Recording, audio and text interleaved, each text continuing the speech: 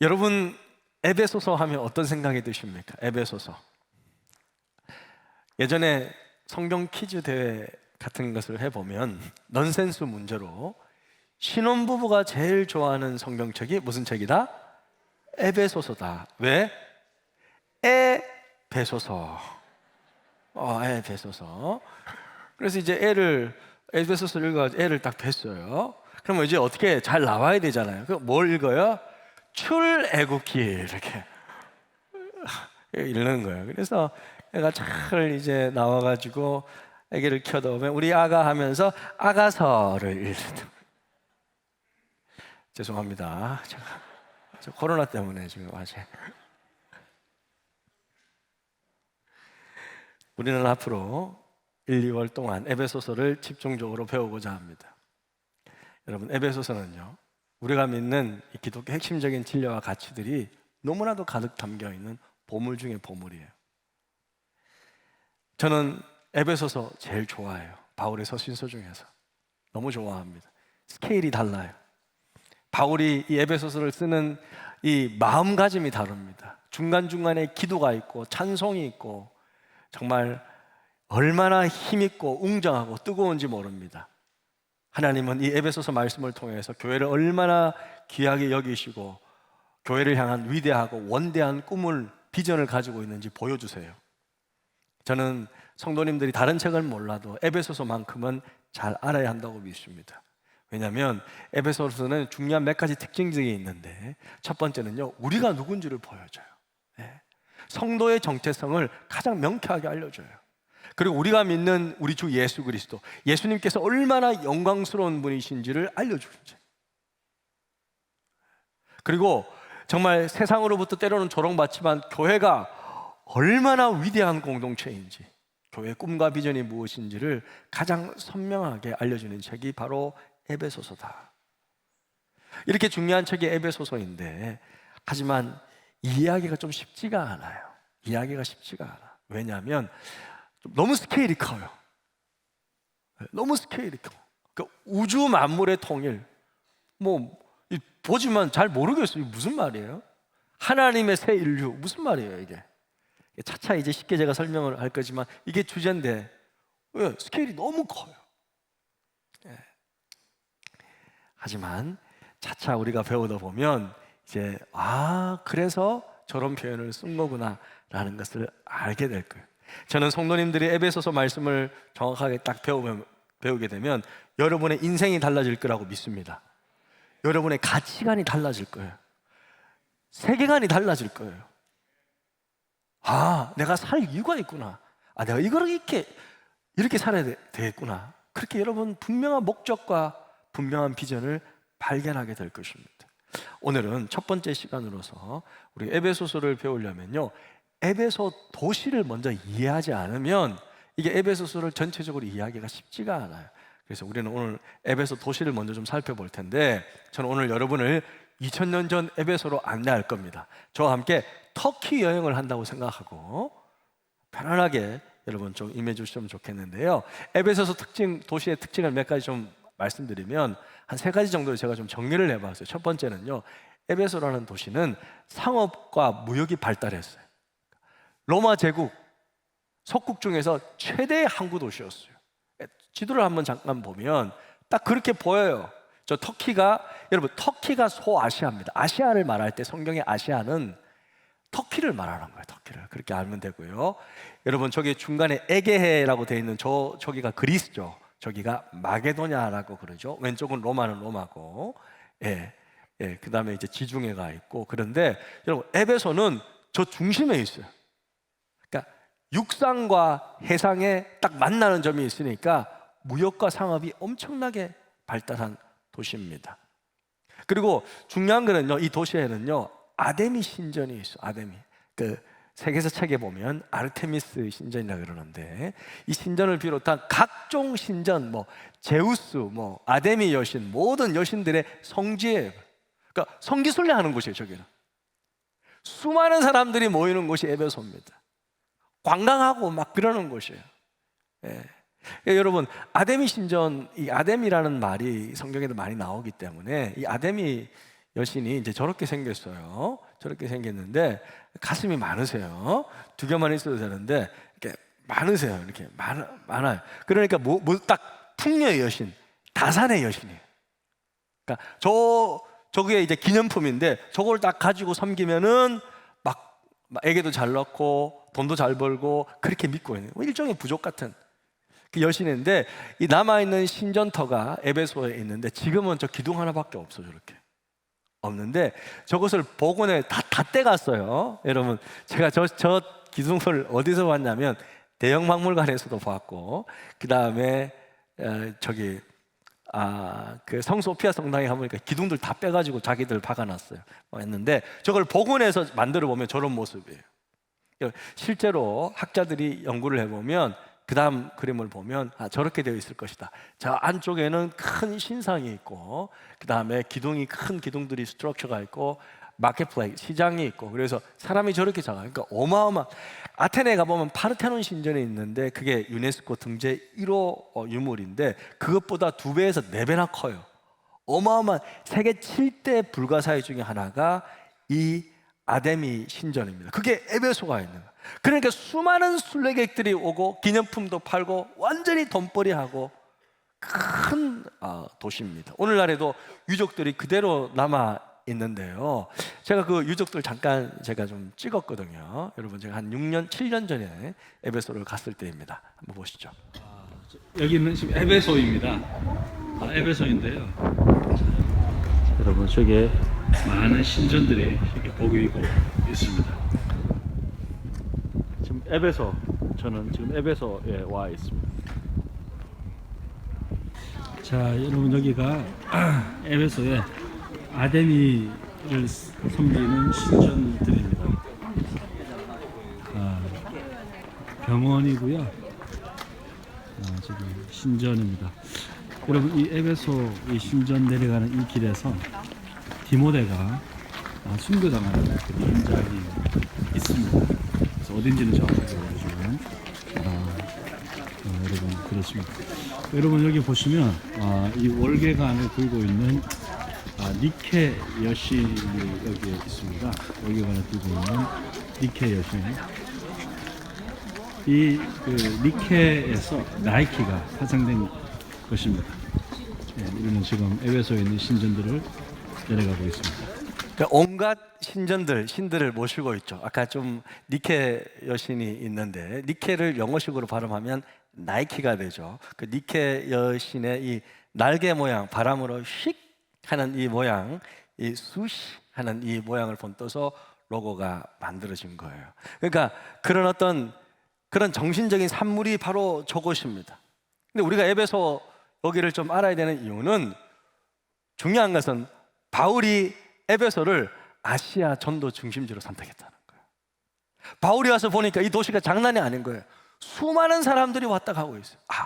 이곳을 복음 전략 요충지, 베이스 캠프로 삼아야겠다라고 작정한 거예요. 그래서 바울이 이 에베소에서 가장 많은 시간을 보냅니다. 3년이나 보내요. 3년을 보낸 곳은 여기 이곳밖에 없어요. 최고 에이스 동력자들을 투입해요. 자기가 가장 아끼는 브리스길라, 아킬라를 보내어서 이렇게 맡게 하고, 자기가 이제 이 에베소를 떠날 때는 자기의 영적 아들 디모데를 후임 담임 목사로 딱 세우고 간단 말이에요. 그러니까 이곳을 가장 시간을 많이 씁니다.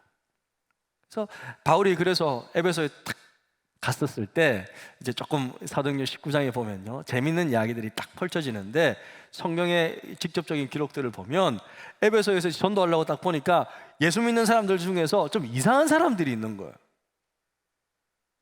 어떤 사람들이냐고 보니까 예수를 믿기는 믿는데 좀 이상하게 믿는 거예요. 좀 이상한 것 같아요. 그래서 이런 질문을 합니다.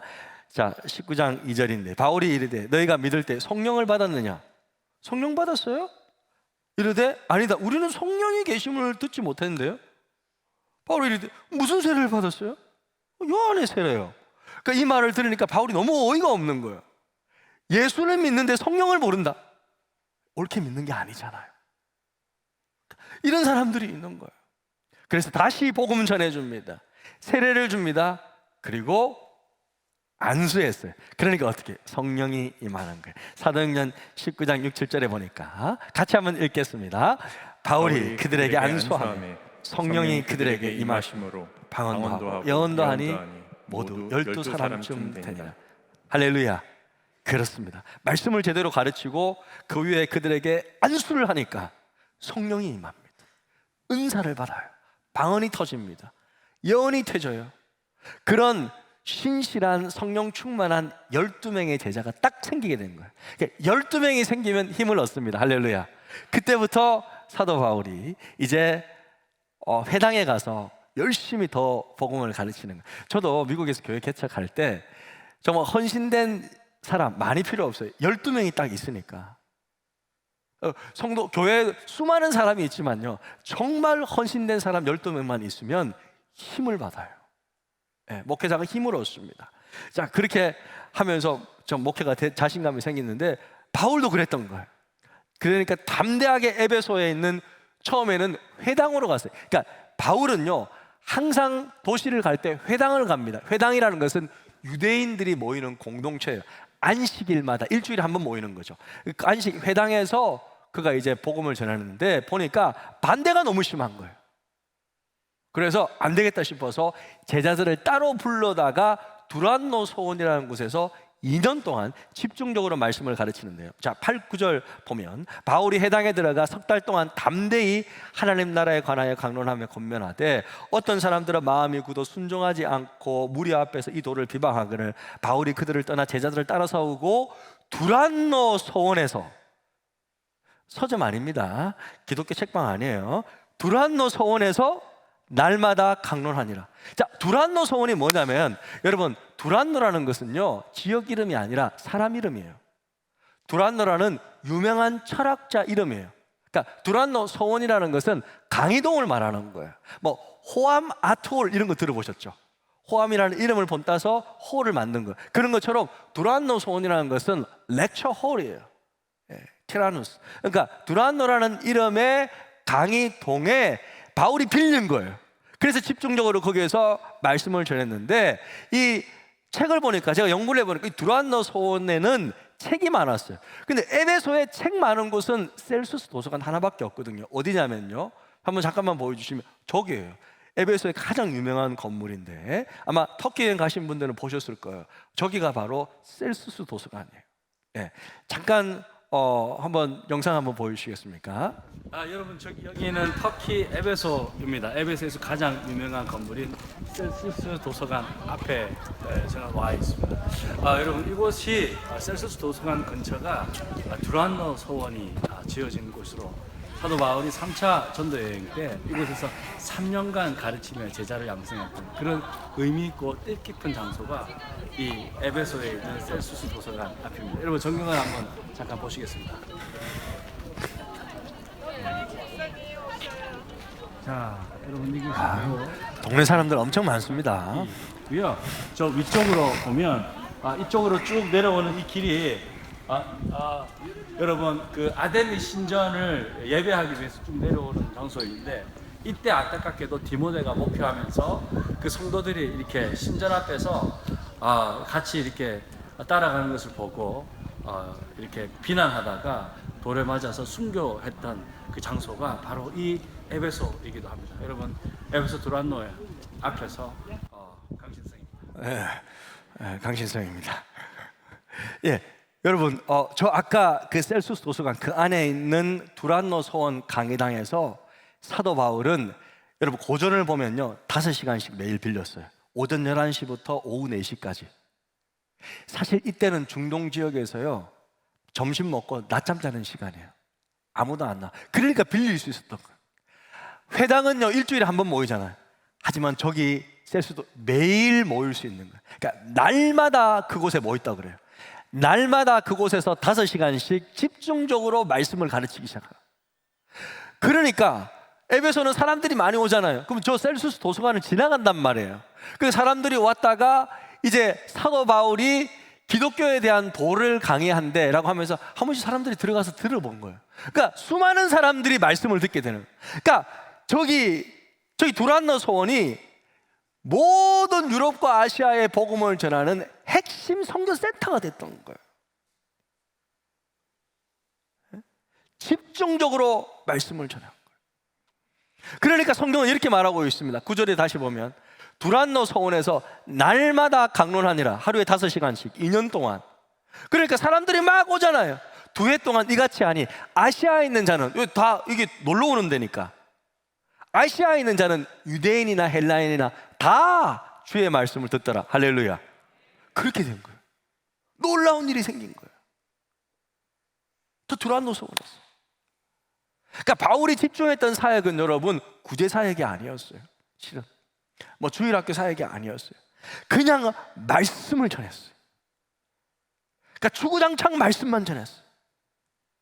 우리가 여러분 전에도 배웠듯이 말씀을 가르치는 것이 기독교의 본질적인 사역입니다. 성도는 반드시 말씀을 들어야 돼요. 우리는 말씀을 제대로 듣고 제대로 깨우쳐지면요 우리 인생이 바뀌게 돼 있어요. 우리의 가치관이 바뀌게 되어 있어요.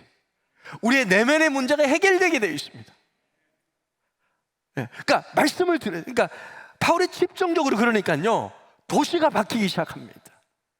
귀신이 떠나가기 시작하고요 무당들이 와가지고 말씀을 듣고 변화되니까 자기가 가지고 있는 무당책들 다 불태워. 그 당시에는 책이 비쌌거든요.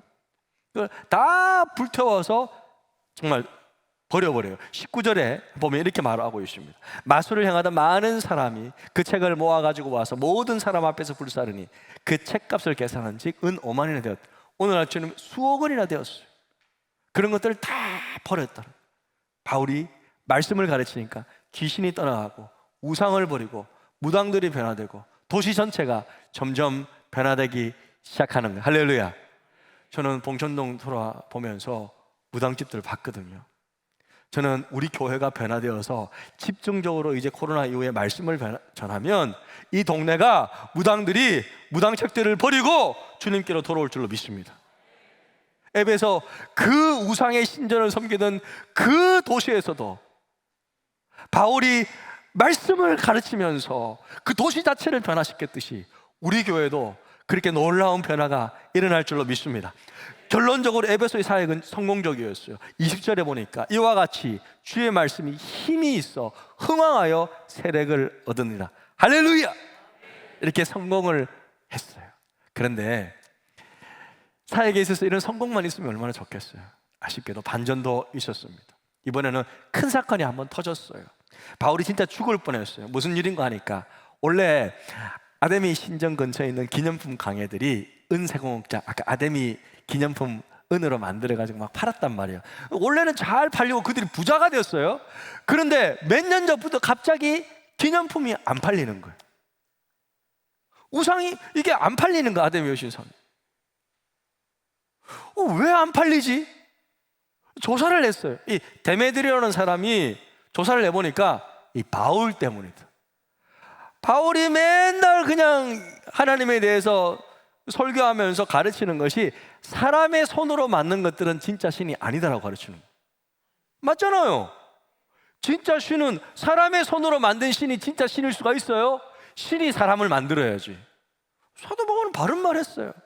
하지만 그렇게 이제 사람들이 막 왔다가 이제 기념품 살라고 딱 했는데 바울이 사람이 만든 우상들은 진짜 신이 아닙니다 라고 하니까 기념품 안 사는 거예요. 장사가 잘 안 돼. 그러니까 열받는 거예요. 그래서 막 소동이 일어났어요. 소동이 일어나가지고 이제 사도 바울을 잡고 그 동역자들을 잡고 이제 연극장으로 데려가는데 그 연극장 29절에 이렇게 말씀하고 있습니다. 온 시내가 요란하여 바울과 같이 다니는 마게도나 사람 가이오와 아리스다고를 붙들어 일제히 연극장으로 달려 들어가는지라. 이 연극장이 바로 어떤 곳이었냐면 실제로 그 연극장이에요. 저 연극장이에요. 똑같은 연극장이에요. 2000년 전에 지은 저 연극장이에요. 25,000명을 수용할 수 있는 5년 경기장 연극장이에요. 네. 저곳에서 제가 앞에 가서 사진을 찍었습니다. 자, 이렇게 연극장 잠깐 한번 보시겠습니다. 예. 여러분 안녕하세요. 여기는 에베소에 있는 가장 큰 한 25,000명 정도를 수용할 수 있는 5년 경기장입니다. 이곳에서 사도 바울과 디모데가 복음을 전하고, 조심하세요, 리포터. 저기 복음을 전하고 했을 때 이게 에베소 사람들이 일어나서 그곳에서 소동해서 바울과 이 일당들을 다 잡아 죽이자고 소동했던 바로 그 장소가, 성령의 그 장소가 바로 이 원형 경기장, 바로 그 장소입니다. 우리 잠깐 한번 보시죠. 따로.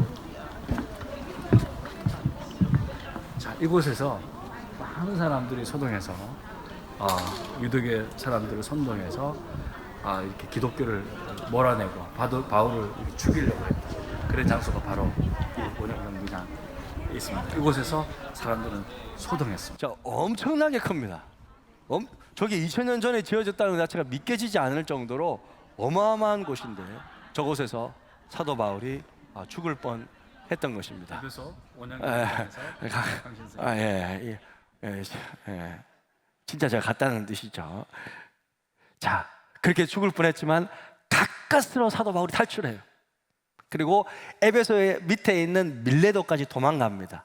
그곳에서 다시 예루살렘으로 돌아가야 되겠다라고 계획하는데, 사진을 잠깐 보시면, 자, 마지막입니다. 잠깐 보시면, 자, 그래서 에베소시를 보면 우리가 정리하면 신전이 있고, 그죠? 그다음에 도서관이 있습니다. 두란노 서원이 있고, 그다음에 원형 경기장이 있는 게 에베소 도시의 특징인데, 이곳에서 이제 탈출을 합니다. 탈출해서 밀레도에 가게 되는데, 밀레도 사진 잠깐 보여주시겠습니까? 에베소에서 바로 밑에가 밀레도 항구 도시입니다. 저기서 배 타기 직전에 다시 에베소 교회 장로들을 다 불러요. 3년 동안 가르쳤잖아요. 마지막으로 그들을 불러서 이런 말을 합니다.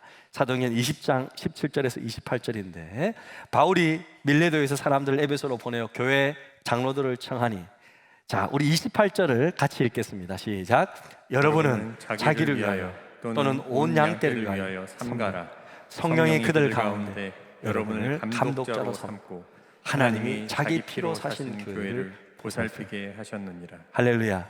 여러분, 교회는 어떤 곳입니까? 교회는 하나님이 자기 피로 사신 곳입니다. 할렐루야. 예수님이 피 흘리셨잖아요. 근데 성부 아버지께서는 자기 피를 흘렸다고 그래요. 차라리 본인께서 피 흘리는 게 낫지 아들 피 흘리는 것보다, 그죠? 그러니까 내가 그런 대가를 치렀다는 거예요. 하나님께서 자기 피로 교회를 샀다. 에베소 교회를 그렇게 세웠다. 그러므로 31절에 보니까 이렇게 말하고 있습니다. 그러므로 여러분이 읽게요. 내가 3년이나 밤낮 쉬지 않고 눈물로 각 사람을 훈계하는 것을 기억해. 장로들에게 그렇게 부탁합니다. 32절, 지금 내가 여러분을 주와 및 그 은혜의 말씀에 부탁하노니 그 말씀이 여러분을 능히 든든히 세우사 거룩하게 하심을 입은 모든 자 가운데 기회뵙게 하리라. 보십시오. 바울은요, 에베소 교회를 사람에게 부탁하는 것이 아닙니다. 진리의 말씀에게 부탁했습니다. 주님의 말씀이 그들을 세워 가실 것이기 때문이에요. 바울은 말씀만 가르쳤어요. 그랬더니 교회가 일어났고, 결국 갈 때도 말씀으로만 부탁하죠. 저도 미국에서 3년 전에 사역 마무리하고 돌아올 때 제가 이 말씀을 전했어요. 우리 성도들 막 울고 있을 그때 제가 이 말씀을 전했어요. 내가 가더라도 진리의 말씀이 있다. 그때 제가 이런 설교 제목을 선택했어요. 교체되는 설교자, 교체되지 않는 말씀. 말씀은 교체될 수 없다. 진리의 말씀은 변할 수가 없다. 그래서 끝까지 바울은 도망가면서까지 밀레도에서 에베소 장로들을 불러다가 말씀으로 교훈하고 드디어 예루살렘으로 떠납니다. 환란이 기다리고 있죠. 예루살렘에 가서 잡혔습니다. 재판을 받습니다. 죽을 뻔합니다. 근데 바울은 로마 시민권자이기 때문에 정식으로 내가 로마 황제에게 재판 받겠습니다 라고 정식 제소를 해요. 그러니까 이제 본국인 로마로 다시 압송되어서 로마에 있는 감옥에 가택연금을 당하게 돼요. 그 로마에 있는 감옥에서 쓴 편지가 바로 에베소서가 되겠습니다.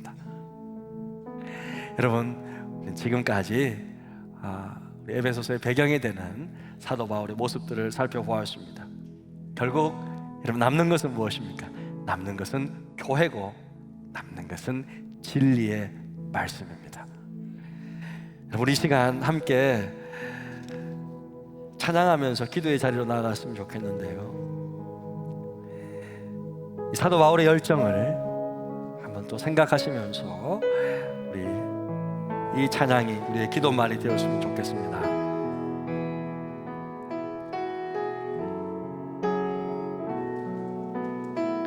우리는 주의 백성이오니 우리는 주의 백성이오니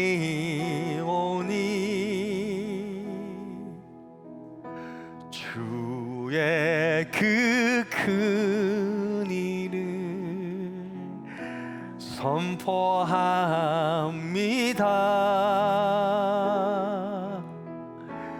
이것 어두운 세상에 빛으로 부르셨네. 주의 얼굴 구할 때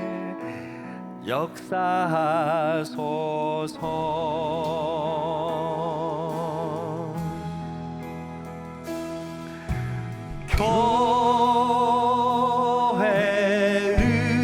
교회를 세우시고 이 땅 고쳐주시고